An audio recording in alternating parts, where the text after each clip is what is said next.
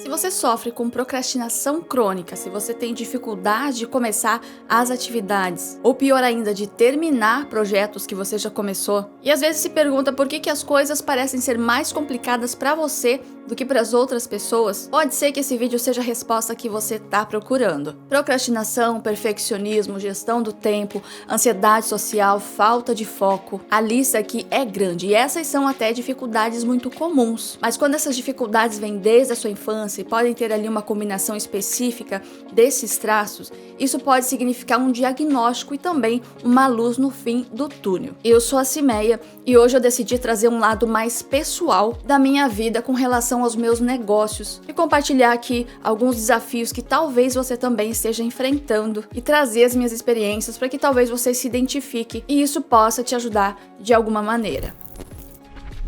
Eu sempre tive diversas dificuldades desde a infância, mas nos últimos anos se intensificaram muitas dessas dificuldades devido a diversos fatores estressantes que eu tive que aconteceram na minha vida. E por isso eu fui buscar ajuda e realizei diversos testes neuropsicológicos que me trouxeram esse diagnóstico de TEA, que é o autismo, TDAH e também um QI muito acima da média. Eu não tô trazendo isso para me vitimizar, nem para me mostrar, não quero parecer pedante, eu só quero trazer aqui informação e experiência para que realmente eu possa te ajudar de alguma forma. E para isso eu preciso, trazer essas informações e falar dos fatos. E eu pensei muito antes de trazer essas informações aqui no canal, já tem alguns meses que eu tive esse diagnóstico, eu não sabia se eu ia trazer isso a público, porque isso é uma coisa muito pessoal. Eu não me sinto à vontade expondo assim as minhas limitações aqui dessa maneira. Mas às vezes eu sinto que existe mais necessidade de eu trazer um pouco mais de mim aqui pra gente se conectar mais, pra gente ver que a realidade de todo mundo é complexa e é isso que nos torna únicos e que a gente pode sim caminhar junto, porque a gente tem muito em comum e a gente pode aprender um com o outro. E trazendo isso, eu acredito que a gente consegue se conectar melhor e eu não fico sendo só a professora aqui. E eu acredito que tem muitos de vocês também que estão passando por essas dificuldades e a gente pode compartilhar essas experiências e vencer juntos. E se o que eu trouxer de experiência minha aqui nesse vídeo ajudar pelo menos uma pessoa, eu já vou estar suficientemente feliz. Empreender sozinha no negócio digital de infoprodutos, que é o meu caso e acredito que muitos de vocês também, é realmente um enorme desafio, porque no momento você precisa ser um criador de conteúdo, depois você precisa ser um marketer, depois você é o cara das vendas, depois você precisa ser o CEO e logo em seguida você tem que assumir o papel do estagiário de suporte. Isso exige diversas habilidades, exige que você tenha disciplina, tenha foco, tenha organização, um monte de coisas. E quando você tem dificuldade em só uma dessas atividades, você já vê uma interferência em todo o processo que vai causando uma bola de neve no seu negócio. Diversas pessoas já me falaram: nossa, Cimeia, eu não sei como que você sabe tanta coisa, mas na hora de executar, você simplesmente não executa, por que você não faz? Às vezes a gente acaba até passando por preguiçoso, por desinteressado, parece que a gente não quer de verdade aquilo, parece que a gente não tá levando a sério. Eu tenho muito conhecimento, tenho muita facilidade de aprendizado, mas na hora de pôr em prática eu tenho muita dificuldade nessa execução. E não é por falta de não saber como fazer as coisas, é por alguma dificuldade realmente mais interna, muitas dúvidas começam a aparecer. Eu sou muito crítica comigo mesma, então perfeccionismo, eu começo a duvidar da estratégia, do conteúdo, do negócio, das escolhas, começo a duvidar da existência do universo. Tudo isso vai acumulando, isso gera uma sobrecarga cognitiva, uma sobrecarga emocional muito grande, que pode ser às vezes o resultado de um traço do TEA, pode ser do TDAH, do alto QI, ou mesmo uma combinação ou interferência entre esses traços dessas condições. Tudo isso gera muita confusão mental e isso me levou ao burnout, isso me levou à procrastinação crônica e todas as consequências que isso pode trazer na vida de uma pessoa que é o próprio chefe, que precisa gerar as próprias demandas. E então eu fiz esses testes, tive esse diagnóstico e aí eu comecei a estudar sobre essas condições e comecei a entender um pouco mais de como eu funciono e como eu reajo a todas essas situações e principalmente aprender a lidar com tudo isso para conseguir sair do lugar. Então, como criadora de conteúdo, o que um criador de conteúdo precisa? Precisa planejamento, precisa sentar na frente de uma câmera, precisa se comunicar corretamente, precisa ter uma direção, precisa ter disposição. E aí começam todos os desafios, porque para alguém que não tem nenhuma das condições, se a pessoa tem todas as habilidades, todo o conhecimento teórico e prático, ela consegue sentar e executar. E quem está diante desses desafios começa a travar, mesmo tendo todo o conhecimento prático e teórico. Eu, por exemplo, quando eu comecei a gravar os meus vídeos, foi uma decisão muito difícil. E eu comecei a fazer isso porque eu percebi que não ia dar certo pra mim no digital se eu não mostrasse a minha cara pra criar confiança e segurança das pessoas comprarem os meus produtos digitais. Então foi um passo muito importante que eu dei, porque o medo de julgamento, de críticas, é muito grande no TEA. É claro que muitas pessoas têm medo de julgamento e críticas, isso eu acredito que é natural do ser humano, até certo ponto é até saudável, mas no TEA e também no alto QI, existe por trás desse medo muita autoconsciência, muito processamento de informação e também as emoções dentro dessas condições são muito mais afloradas. E também no TEA existe uma dificuldade na gestão, no controle dessas emoções. Então simplesmente aparecer na frente de uma câmera ou em público principalmente pode gerar uma sobrecarga emocional muito forte. Eu já cheguei a ter desmaios na faculdade por estar em frente à turma apresentando trabalho. Tudo isso porque acontece uma sobrecarga de informação, de estímulos, de processamento cognitivo, de preocupação com a interpretação dos outros, do que você está dizendo. Então, enquanto você fala, existe um pensamento por trás da fala, analisando sua própria fala, enfim. É uma bagunça mental e acaba gerando uma sobrecarga e muitas vezes dá esse apagão que é chamado de shutdown. E você pode simplesmente, no meio de uma situação estressante, principalmente com questões sociais, você pode simplesmente desmaiar ou precisar sair correndo para recarregar as energias sozinho em algum canto. E para vencer essas situações, tanto com relação a aparecer aqui na câmera, com relação a vivência social também. Eu já dei aulas presenciais numa universidade. Para vencer tudo isso, a gente acaba criando um masking, que é característico do autista. E esse masking é um mascaramento, onde a gente finge ser normal, finge ser como as outras pessoas, para que a gente consiga se encaixar, para que a gente consiga se camuflar. E para gravar os vídeos aqui no canal, eu criei basicamente um personagem jornalístico ou uma professora, alguma coisa assim que incorpora, mesmo que eu não queira, acaba incorporando quando eu ligo a câmera. Então, eu dificilmente consigo conversar aqui com vocês de uma forma natural, porque eu acabo mudando meu tom de voz, mudando a minha forma de falar, e isso começou como um masking e acabou se tornando uma coisa automática. E isso acontece para todas as situações da vida, porque isso é uma coisa que o autista aprende desde a sua infância. Eu lembro que na escola eu demorei um tempo para aprender. Eu ficava sempre quietinha no meu canto, eu não conversava, não interagia, não falava, não abria a boca. As pessoas, os coleguinhas achavam que eu era muda. E com o tempo eu comecei a perceber que, por eu ser exatamente assim, quieta demais, eu chamava atenção. E se eu quisesse chamar menos atenção, eu precisava me camuflar, sendo exatamente igual às outras pessoas, agindo como as outras pessoas, conversando como as outras pessoas.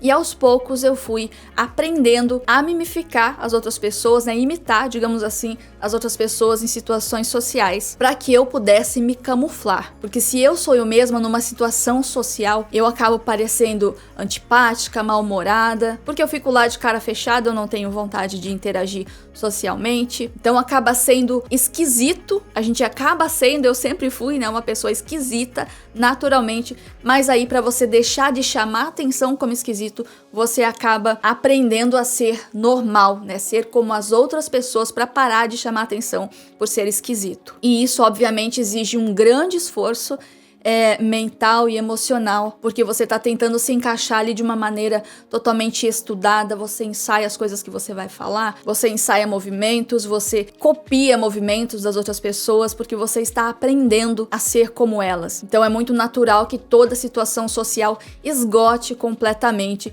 e isso não exclui, né, a situação social da internet, porque mesmo aqui, falando diante de uma câmera, e nesse momento sou só eu e a câmera, ainda assim eu sei que mais pra frente isso aqui, se eu colocar no ar, terão pessoas vendo, então o sentimento de falar com a câmera ou falar ao vivo para diversas pessoas não é muito diferente. A pressão acaba sendo a mesma. E entra também aí a dificuldade de comunicação na hora de fazer esse conteúdo aqui, de gravar esse conteúdo ou mesmo dar uma aula. Eu preciso ter sempre um script, ter um slide, alguma coisa pronta, de preferência o roteiro completo. Então tem muitos vídeos aqui no canal que eu faço no teleprompter com o roteiro escrito completamente, porque assim eu tenho certeza que eu consigo comunicar com clareza, eu consigo chegar num ponto B e consigo trazer conteúdo de valor realmente para vocês, sem ficar gaguejando, sem ficar sendo prolixa, que é o que acontece quando eu faço, como eu tô fazendo aqui agora sem teleprompter.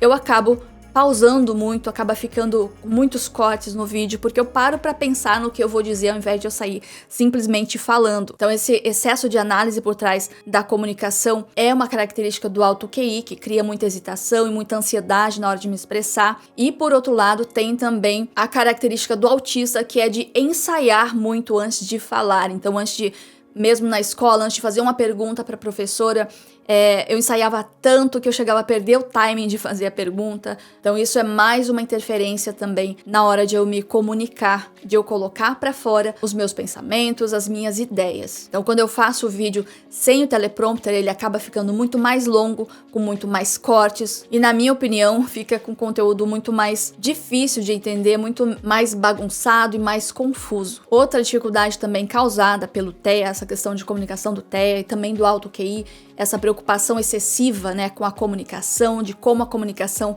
é percebida, qual está sendo a precisão por essa comunicação. Tudo isso pode inibir muito a espontaneidade e a autenticidade que eu tento trazer para esses conteúdos, mas eu acabo não trazendo justamente porque existe toda essa hesitação por trás da comunicação, todo esse julgamento, essa autocrítica que afeta, no final das contas, toda essa comunicação e gera também muita sobrecarga emocional, cognitiva e por aí vai. E depois, ainda com relação ao conteúdo, tem muito perfeccionismo aí que vem tanto da condição do TEA quanto também do alto QI, que faz com que exista uma autoexpectativa, né, uma expectativa sobre o meu próprio trabalho excessiva. Isso gera muita pressão, isso pode atrasar a produção de conteúdo, pode também me impedir de publicar um conteúdo que eu achei que não ficou legal. Para conseguir publicar todos os mais de 600 vídeos que eu já coloquei aqui no canal, eu precisei lidar muito com essa questão do perfeccionismo.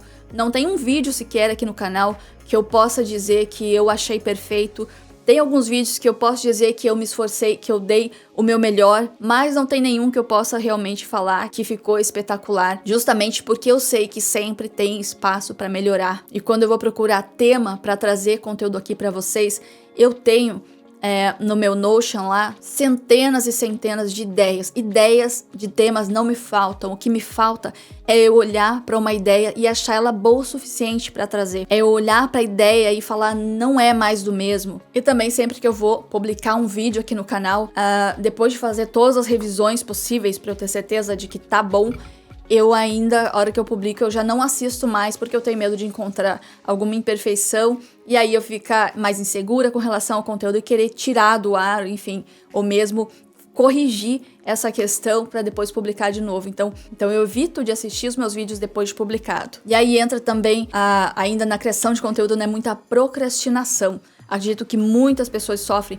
com relação à procrastinação e isso tem uma relação mais forte, né, com o TDAH, que é a dificuldade de iniciar uma tarefa que não traga ali uma recompensa imediata. Então isso pode trazer muita procrastinação na hora de criar conteúdo. E com relação a marketing e vendas, a questão do planejamento ali, eu sou ótima planejadora. Eu adoro fazer planejamento, porque a questão da inteligência, né, tem a ver com resolução de problemas complexos. E planejar, para mim, é como resolver um problema, porque eu vou colocando, conectando as peças, fazendo dar sentido em tudo aquilo ali, nos processos, trazendo perspectiva, criando possibilidades, enfim. O problema mesmo acontece na hora de executar esse plano, né? Entra ali o TDAH em ação, entra todas as dúvidas, entra o excesso de crítica, entra o excesso de análise, e aí ou eu não consigo iniciar um projeto ou eu não consigo finalizar o projeto. Eu gosto muito de planejar usando mapas mentais e chegou um ponto que eu fui criar um novo mapa mental e já lembrei que eu já tinha feito aquilo outras vezes, fui procurar, já tinha uns 3, 4 mapa mental de plano para o ano, de plano disso e daquilo, e que eu não tinha colocado em prática. Então, cheguei a um ponto de decidir não criar mais planos, porque eu sabia que eu não ia conseguir ou finalizar ou nem começar a colocar em prática. Então eu simplesmente parei até de planejar. Tudo isso como uma forma de me proteger um pouco da falha, né? De começar um projeto, a frustração de começar um projeto e não conseguir terminar. Eu acabei caindo nessa armadilha de desacreditar do projeto antes mesmo de iniciar. E deu muito trabalho para eu sair desse padrão de pensamento de achar que, já que eu não ia conseguir executar, não era melhor nem começar. Tem também em todos esses projetos a questão da gestão do tempo, porque também algumas características do traço é você perder a noção do tempo ou mesmo subestimar o tempo necessário para a realização das tarefas. E isso pode resultar em atraso, isso pode resultar principalmente em muita ansiedade. Sempre que eu tenho uma data, um prazo, um horário, eu sofro muito de ansiedade, dependendo do compromisso. Se é um compromisso de exposição que exige uma exposição pública, eu começo a sofrer de ansiedade com dias, com semanas, às vezes até mês de antecedência. Porque a minha maior preocupação é perder aquela hora. É eu acordar um dia e falar, nossa, era ontem aquela aula que eu devia ter dado e eu esqueci completamente. Porque isso, na minha infância, aconteciam coisas desse tipo, por distração, por falta de noção, né, de tempo. E aí você cria essa solução, né, vamos dizer assim, que é uma solução da mente, que é adicionar ansiedade para que você fique alerta e em nenhum momento você corra o risco de perder esses prazos. Só que isso, ao mesmo tempo, atrapalha demais, não só pela ansiedade, por tudo que a ansiedade traz, né, para o nosso corpo, para a nossa saúde, mas também, por exemplo, se o meu compromisso é às 7 horas da noite, desde manhã cedo eu já estou sofrendo o suficiente para não conseguir fazer